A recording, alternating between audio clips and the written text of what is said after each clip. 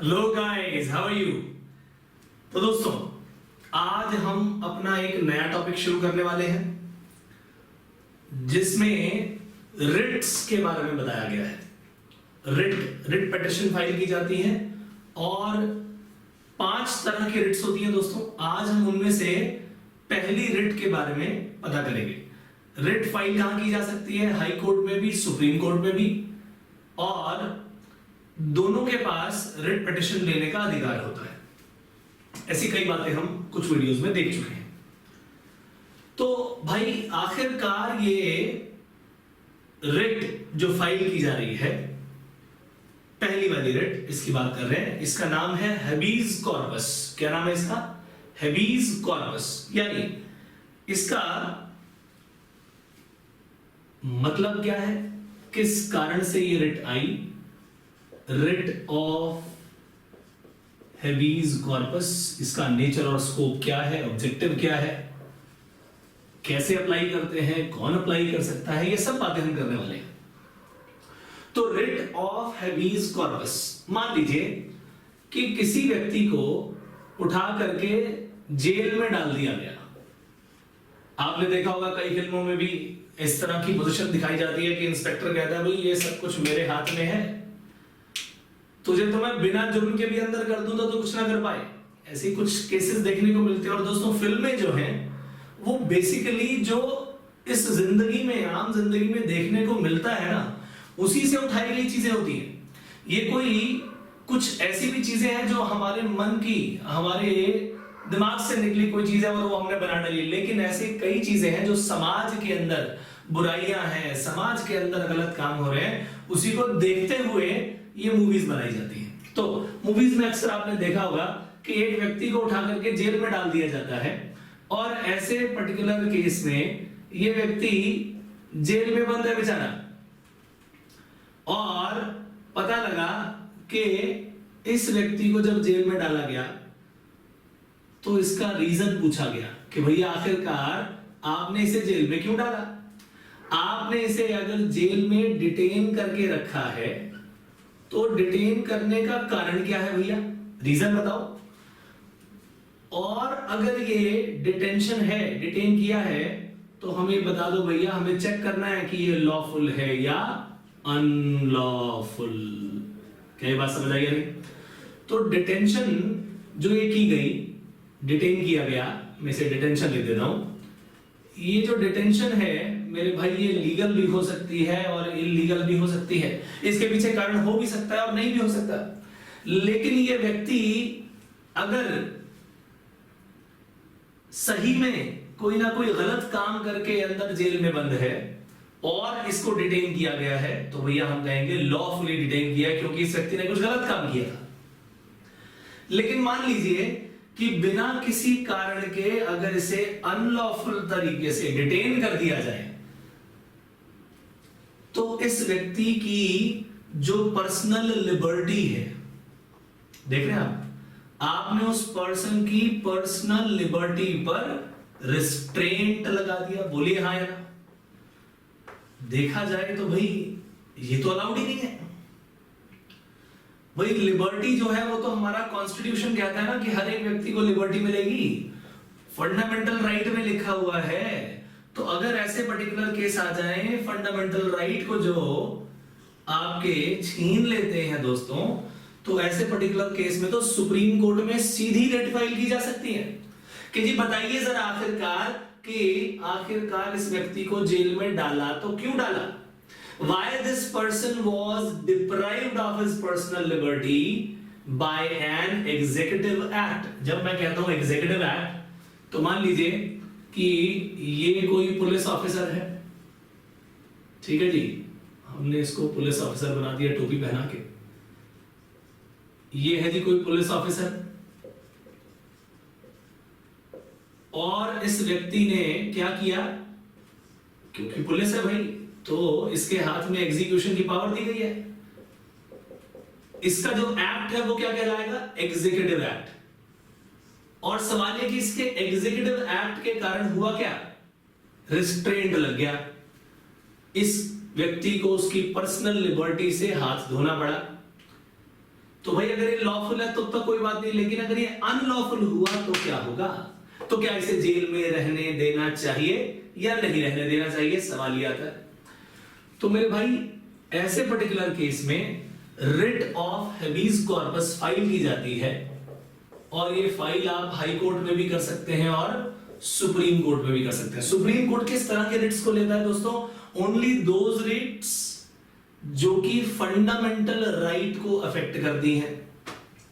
लेकिन high court कौन कौन से रिट को एंटरटेन करता है? Including those which are affecting fundamental rights and other rights. इसका मतलब देखा जाए तो स्कोप ऑफ वर्क वो किसका बड़ा हो गया यहां पर?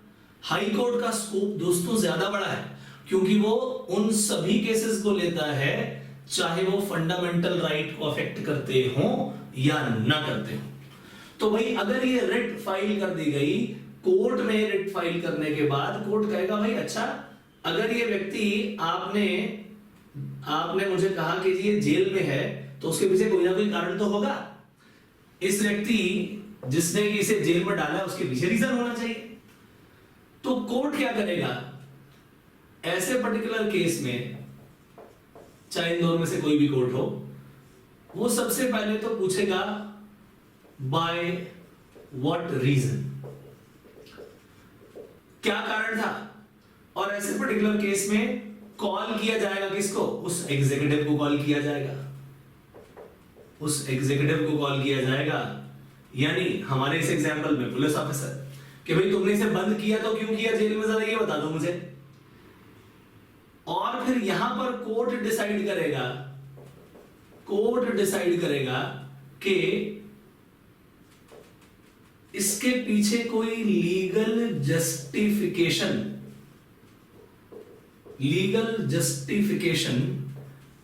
है या नहीं। Legal justification behind what? Legal justification of detention.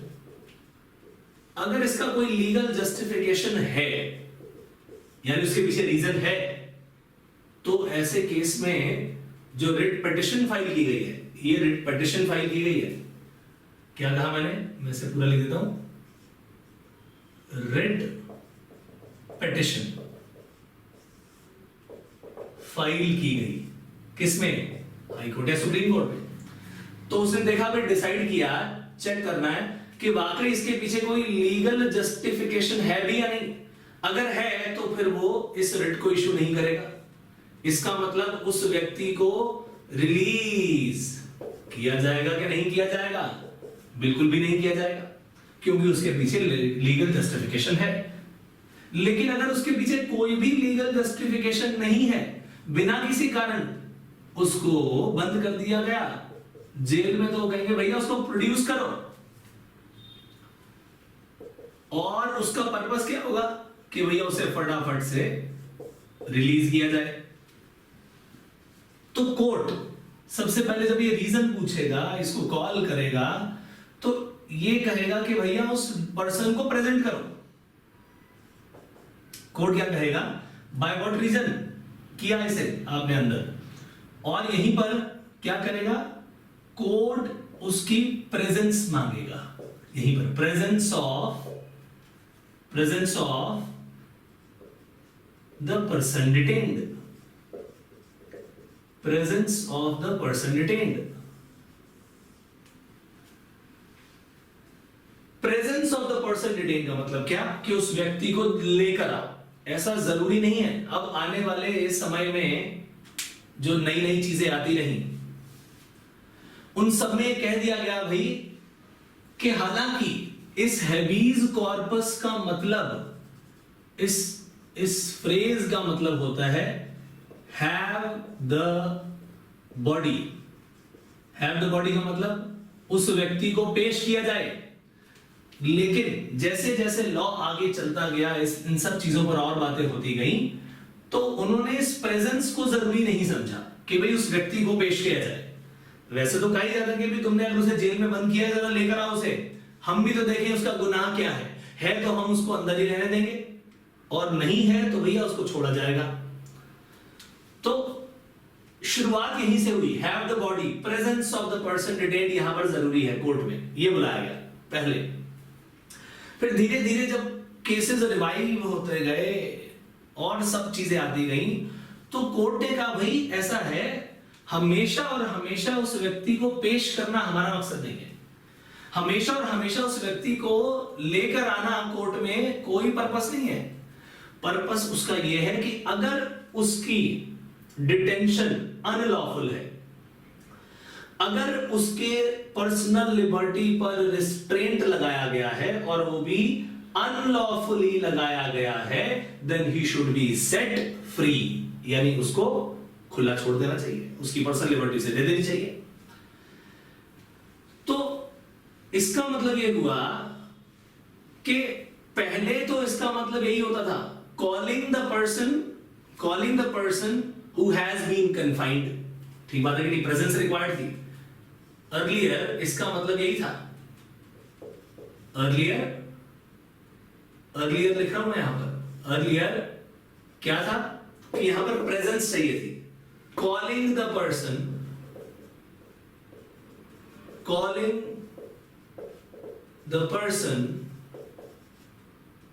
who has been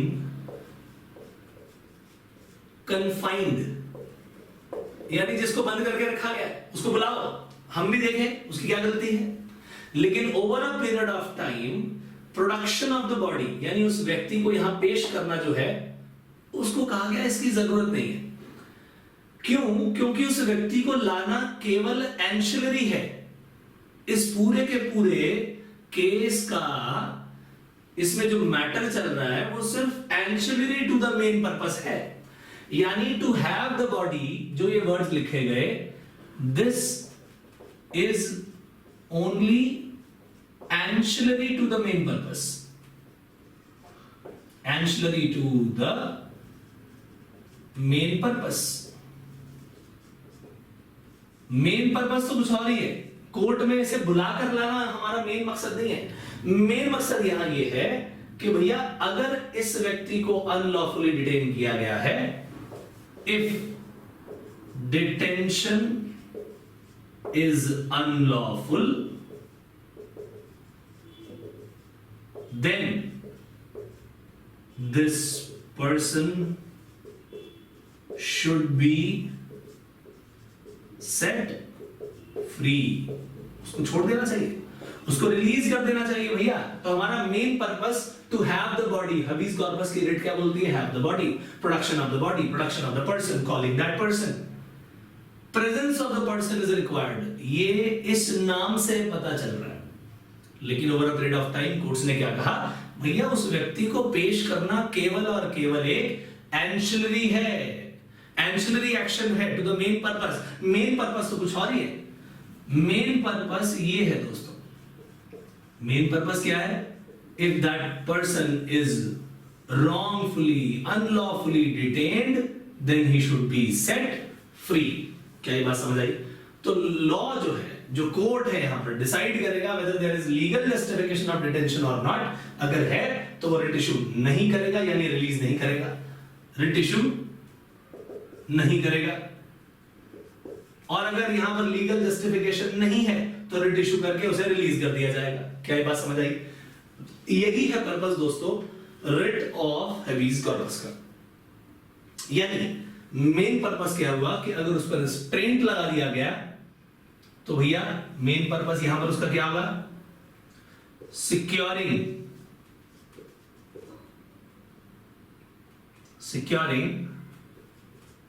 liberty of that person. क्या ये बात समझ आई? मकसद यही है कि बस उसकी लिबर्टी उसे वापस मिल जाए। तो यहां से ये एक्शन लिया गया, रिट फाइल की गई, कोर्ट ने बुलाया, उस व्यक्ति को भी बुलाया, उस एग्जीक्यूटिव को भी बुलाया और चेक किया कि यहां लीगल जस्टिफिकेशन ऑफ डिटेंशन है या नहीं। अगर है तो रिट इशू नहीं किया और उस व्यक्ति को रिलीज नहीं किया। लेकिन अगर लीगल जस्टिफिकेशन, कोई लीगल रीजन नहीं है तो रिट इशू करके रिलीज कर दिया गया। यह है दोस्तों सारा का सारा हमारा हैबीज कॉर्पस का क्या नेचर एंड स्कोप। ये पूरा का पूरा क्या है दोस्तों, नेचर एंड स्कोप। हमने यहां पर नेचर एंड स्कोप ये दोनों काम कर लिए हैं। क्या ये बात समझ आई? अब सवाल ये है कि आखिरकार ये हैबीज कॉर्पस की रिट आई क्यों, इसके पीछे क्या क्या रीजन रहे होंगे, इसका ऑब्जेक्टिव क्या रहेगा। ठीक बात है कि नहीं? तो आप इसे नोट करिए, मैं इसके बाद आपको इसके ऑब्जेक्टिव के बारे में समझाऊंगा दोस्तों। ठीक है कि नहीं? थोड़ा जल्दी नोट करिएगा।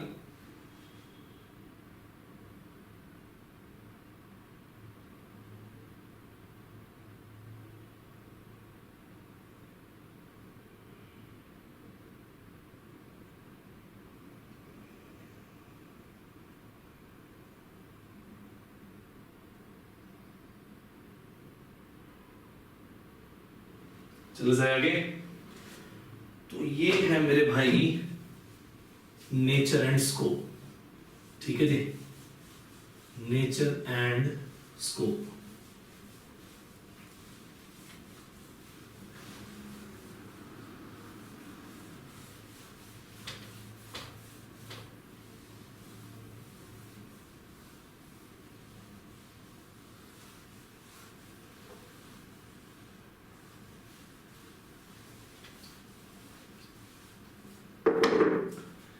तो रिट ऑफ हैबीज कॉर्पस की अगर मैं बात करूं तो सबसे पहले हमने क्या कर लिया, nature and scope of it. अब नेचर एंड स्कोप में हमने क्या देखा कि इसका नेचर कैसा है, बोलिए फटाफट। मेन पर्पस जैसा था वही सेम चीज है, क्या है?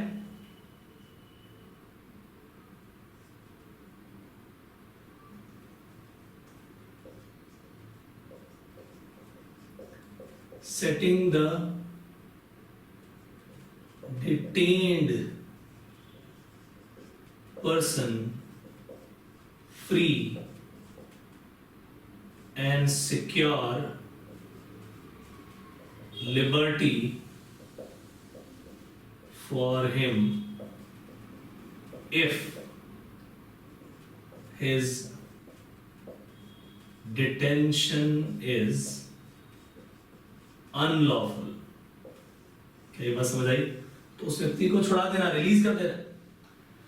तो अगर मैं बातचीत करूं कि भैया आप बताओ जी इसका ऑब्जेक्टिव क्या है आखिरकार, तो ऑब्जेक्टिव तो आपने बेसिकली देख ही लिया। इस एक्ट का ऑब्जेक्टिव ही उस नेचर में ही छुपा हुआ है। ऑब्जेक्ट जो है, object of the act of the writ, ये उस नेचर में ही छुपा हुआ, ध्यान से देखा जाए तो। सबसे पहली बात तो ये कि कई लोग, वैसे तो बोला जाता है जैसे ही आपने किसी को जेल में डाला उसे फटाफट से बताए गए वक्त में कोर्ट के अंदर प्रेजेंट करना पड़ेगा। बिल्कुल है या नहीं? लेकिन मान लिया जाए उसे कोर्ट को कैसे पता लगेगा कि भैया किसी को पकड़ा है? क्या ये बात ठीक है कि नहीं? और जहां लोगों के पास लॉयर्स को एंगेज करने का, लॉयर्स को हायर करने का पैसा होता है, उनको छुड़ाने तो फटाफट से लोग पहुंच जाएंगे। इससे पहले कि उसे पकड़ के जेल में लेकर जाएं, जेल में पहुंचने से पहले उसके वकील वहां बैठे होते हैं। लेकिन उनका क्या किया जाए भैया, जिनको कोई सपोर्ट नहीं है, तो भैया थानेदार ने उठा के बंद कर दिया किसी को, तो कौन जानता है भैया कि क्या हुआ? लॉ को, कोर्ट को कैसे पता लगेगा? अनलेस और अनटिल कोई हिम्मत करके वहां जाकर बताए।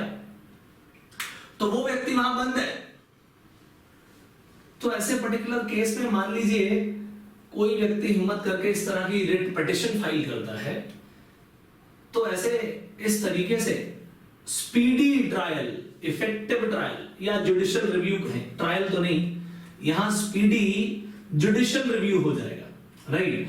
तो इस हैबीज कॉर्पस का ऑब्जेक्टिव केवल इतना है कि जो जुडिशियल रिव्यू आना है, अगर किसी व्यक्ति को डिटेन किया गया भैया तो कोई बात नहीं, लेकिन उसे कोर्ट में पेश तो करो, उसका रीजन तो बताओ। तो अगर मैं ऑब्जेक्टिव्स की बात करूं तो मेरा सबसे पहला ऑब्जेक्टिव यहां पर जो नजर आता है वो क्या नजर आता है? Speedy and effective judicial review. Regarding what? किस चीज के लिए भाई? अगेंस्ट या ऑफ एलिज्ड, एलिज्ड का मतलब इल्जाम लगाया गया, किस चीज का? Against एलिज्ड unlawful. हम तो ये जो रिट फाइल कर रहा है वो तो यही कह रहा है जी, अनलॉफुली बंद कर दिया इस बंदे को, अनलॉफुल रिस्ट्रेंट ऑन लिबर्टी।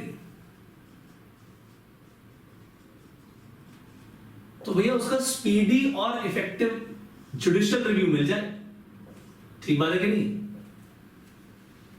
एक बार वो कोर्ट में आ गया केस तो भैया फिर तो कोई दिक्कत नहीं है, फिर ऐसे केस में आपके पास लॉयर नहीं है तो सरकार आपको लॉयर प्रोवाइड करेगी, ठीक बात है कि नहीं? अब ऐसी पोजीशन में एक तरह से देखा जाए तो जिन लोगों को बंद कर दिया गया और जिन्हें अनलॉफुली बंद कर दिया गया उनके लिए तो ये ग्रेट प्रिविलेज हो गई, बोलिए हाँ ना, कि सरकार उनका साथ देगी, लॉ उनका साथ देगा। सो कॉन्स्टिट्यूशन ने ये चीज दी है, ठीक बात है कि नहीं? तो it becomes a great constitutional privilege provide करना, ठीक बात है कि नहीं? क्योंकि भैया कोई व्यक्ति बिना कारण उसकी लिबर्टी क्यों छीनी जाए? राइट ऑफ लिबर्टी तो फंडामेंटल राइट बन गया ना। अगर वो फंडामेंटल राइट है भैया तो वो कोई छीन ले तो आपके पास एक्शन करने का अधिकार है। और यहां ऑब्जेक्टिव वही है जो कि नेचर में हमने सीखा था कि क्या चेक करो कि भैया कोर्ट कंक्लूजन निकाले किस चीज का? कि भाई डिटेंशन जो है वो जस्टिफाइड है या फिर नहीं। क्या ये बात समझे मेरे भाई? जस्टिफाइड है या फिर नहीं। तो दोस्तों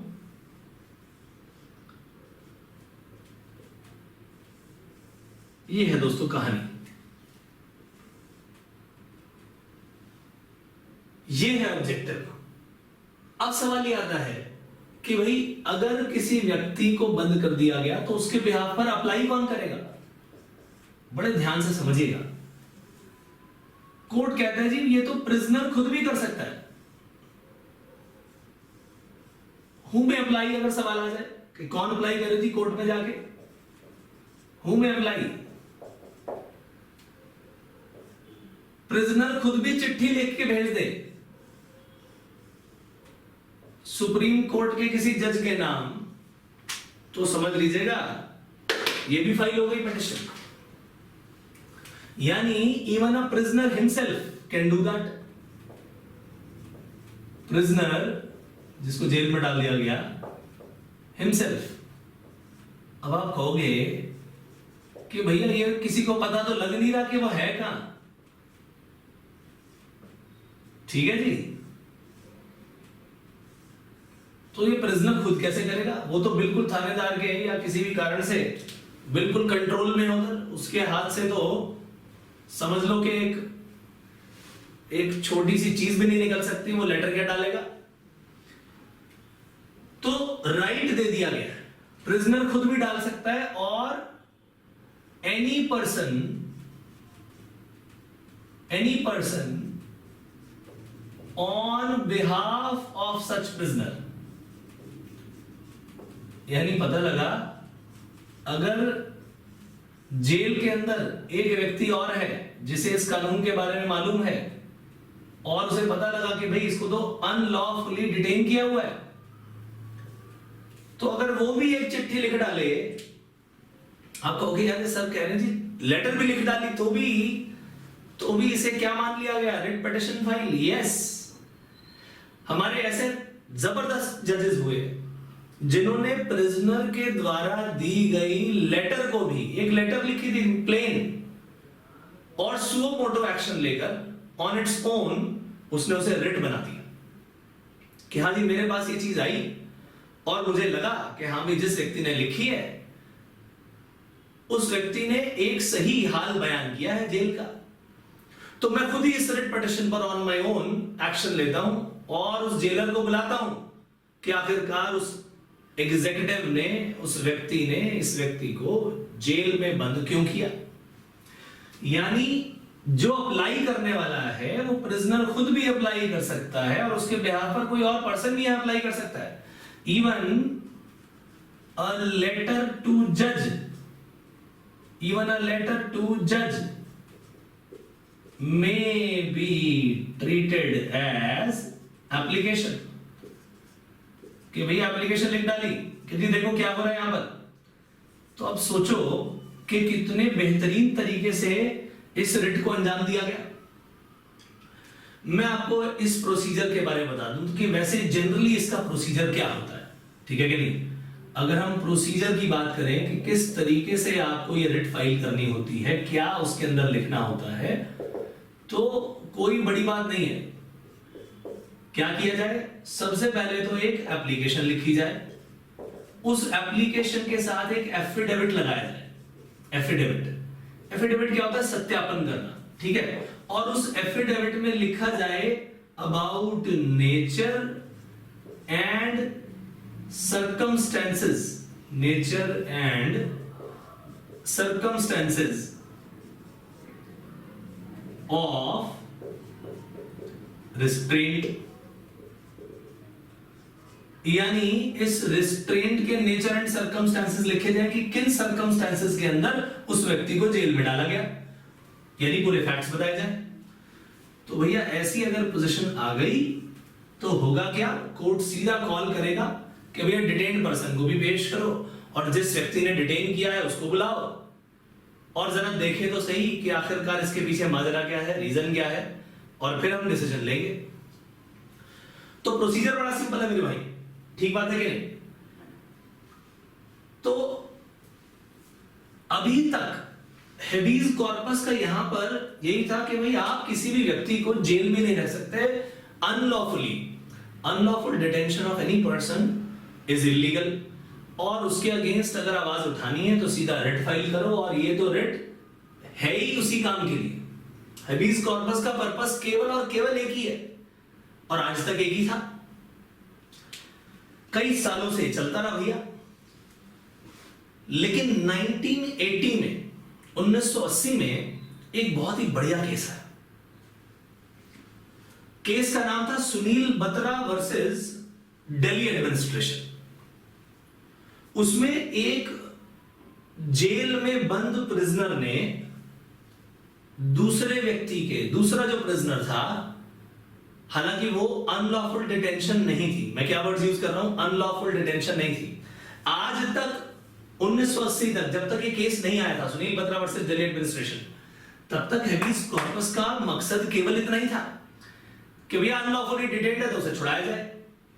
लेकिन 1980 में आए हुए इस केस ने इस पूरे के पूरे हेबीज कॉर्पस की परिधि को, इसकी सरकमफ्रेंस को, इसकी पेरिफेरी को बहुत बढ़ा दिया।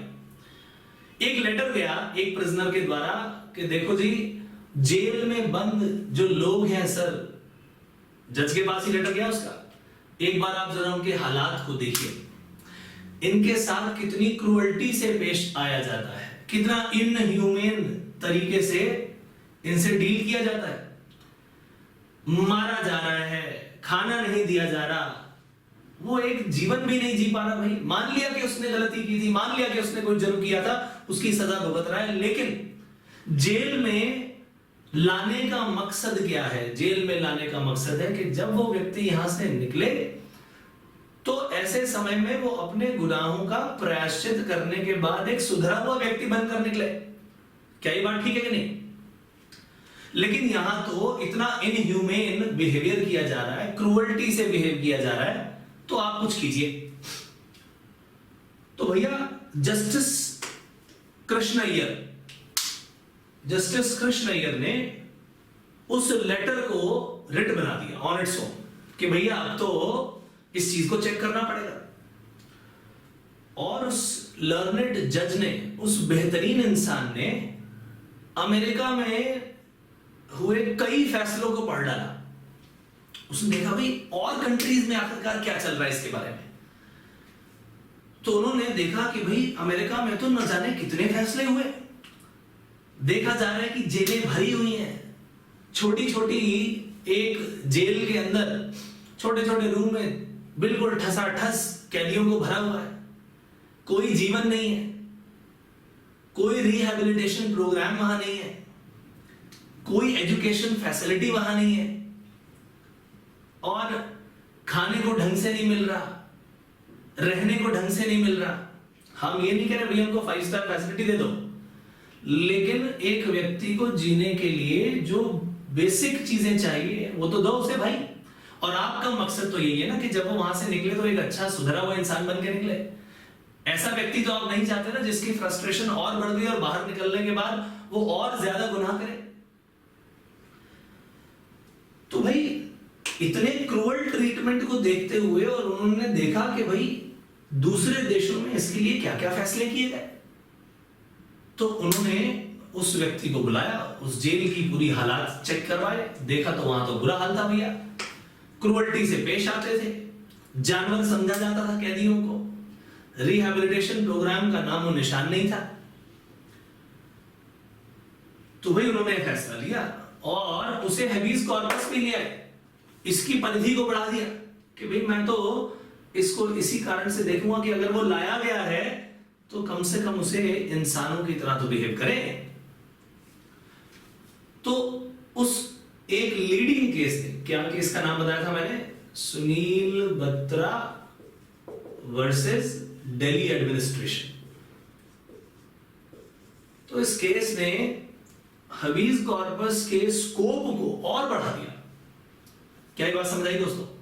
यानी उसके बाद ऐसी भी चीजों को इसमें इंक्लूड किया गया कि जेल में रहने वाले लोगों के हालात अगर अच्छे नहीं हैं, उनके साथ सही तरीके से पेश नहीं आया जाता, क्रूअल्टी का बिहेवियर किया जाता है, तो भी जो एग्जीक्यूटिव हैं उनके अगेंस्ट एक्शन लिया जा सकता है। उनसे सवाल पूछा जाएगा, भाई तुम क्या कर रहे हो, ये पावर दी है उसका नाजायज फायदा ना उठाए। तो दोस्तों जब मैं छोटा था तो हमें जेल में ले जाया गया, जेल के एक पुलिस स्टेशन में ले जाया गया, जेल में नहीं लेके जाया गया, पुलिस स्टेशन में लेके जाया गया सारी की सारी क्लास को। और वहां पर किरण बेदी आई हुई थी। क्या जबरदस्त शानदार व्यक्तित्व था, और वहां सब बातें बताई गई कि किस तरीके से उन्होंने जेल में बंद कैदियों को सुधारा। भाई आपका ध्यान जब हमेशा जुर्म में लगा रहेगा तो आप जुर्म ही करते रहोगे। अल्टीमेटली आपका फोकस एक जगह से हटाकर दूसरी जगह में लगाना होता है। तो अगर आप पुरानी बातें कहीं पढ़ेंगे किरण बेदी के बारे में, तो उस इंस्पेक्टर ने, उस जेलर ने न जाने क्या क्या उससे पहले भी बहुत कुछ किया। मैं कई बार एग्जांपल देता हूं उनके, बट यहां पर क्योंकि वो कनेक्शन है इसलिए उस पॉइंट को लेकर आ रहा हूं कि भैया वो व्यक्ति जिसको जो काम आता है उसको उसी काम में लगा दिया।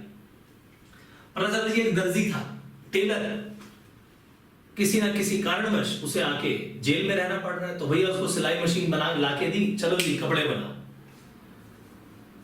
तिहाड़ जेल के अंदर, दिल्ली की तिहाड़ जेल, वहां पर क्या किया जा रहा है, जिस व्यक्ति को फर्नीचर बनाना आता है, कारपेंटर है, उससे कारपेंटरी का काम, चल भैया ये काम कर। तो किसी न किसी काम में लगा दिया गया। नमकीन बना रहे वहां पर लोग, ठीक है क्या नहीं, नमकीन, तरह तरह के काम, और भी 36,000 काम करवा रहे हैं वहां, और उसके लिए उन्हें पैसा मिलता है, कैदियों को उसका पैसा मिलता है उनकी मेहनत का। तो आज भी अगर आप हैरान हो जाओगे कि तिहाड़ जेल से बनने वाली नमकीन जो है, जो खाई जाती है, उसकी जबरदस्त सेल है, उसकी जबरदस्त सेल है। तो कहने का मतलब यह हुआ कि अपनी जितनी भी जेल की टर्म है उसके अंदर वो व्यक्ति कोई स्किल पैदा कर रहा है अपना। अगर वो स्किलफुल था तो उसको अप्लाई कर रहा है, नहीं था उसको सिखाया जा रहा है। तो भैया जो डांस कर सकता था उसे डांस, जो तबला बजा सकता है उसे तबला, जो बांसुरी बजा सकता है उसे बांसुरी, और बना दिया एक म्यूजिक ट्रूप। तो भैया वो वहां के म्यूजिकल बैंड बन गया वहां का। कहने का मतलब है अगर आप किसी व्यक्ति को एक अच्छी जिंदगी देना चाहते हैं तो उसको स्किल दीजिए। रोटी देने से उस व्यक्ति का कुछ नहीं बनने वाला। चाइनीज जबरदस्त कहावत है, if you give a man a fish you will feed him for a day. If you give him a fish you will feed him for a day. If you train him how to fish you will feed him for his life. यानी अगर किसी व्यक्ति को एक मछली दे दी तो भैया तुम उसे एक दिन की खाने की खुराक दे रहे हो, लेकिन अगर उसे मछली पकड़ना सिखा दिया तो तुमने उसको पूरी लाइफ के लिए कुछ स्किल सिखा दिया और अपनी पूरी लाइफ का गुजारा कर सकता है वो। तो वही सेम चीज यहां पर दोस्तों अप्लाई हो रही है। तो इन सभी थॉट्स को लेकर के जो मिस्टर कृष्ण अय्यर थे उन्होंने कहा भैया ये सब चीजें भी जो हैं एक अच्छी जिंदगी देने का भी पर्पस होता है जेल में, रिहैबिलिटेशन प्रोग्राम भी इंपॉर्टेंट है। तो अगर वहां क्रूरल्टी का बिहेवियर है तो वो भी मैं इस हबीज कॉर्पस में लेकर के आऊंगा। तो ये सब उसमें इंक्लूड करके उन्होंने इसका स्कोप और बढ़ा दिया दोस्तों। क्या ये बात समझ आई? तो हबीज कॉर्पस का मेजर मोटिव यही होता है कि भैया अगर अनलॉफुल डिटेंशन है तो उसे सिक्योर करवाई जाए पर्सनल लिबर्टी, और अगर लॉफुल डिटेंशन है तो उसके लिए कुछ करने की जरूरत नहीं है। क्या ये बात समझ आई?